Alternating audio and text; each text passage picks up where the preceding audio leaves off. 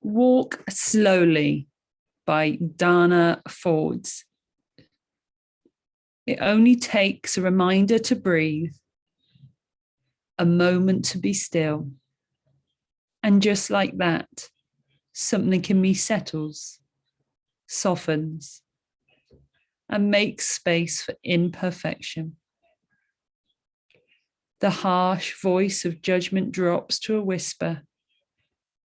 And I remember again that life isn't a relay race, that we will all cross the finish line, and that waking up to life is what we were born for.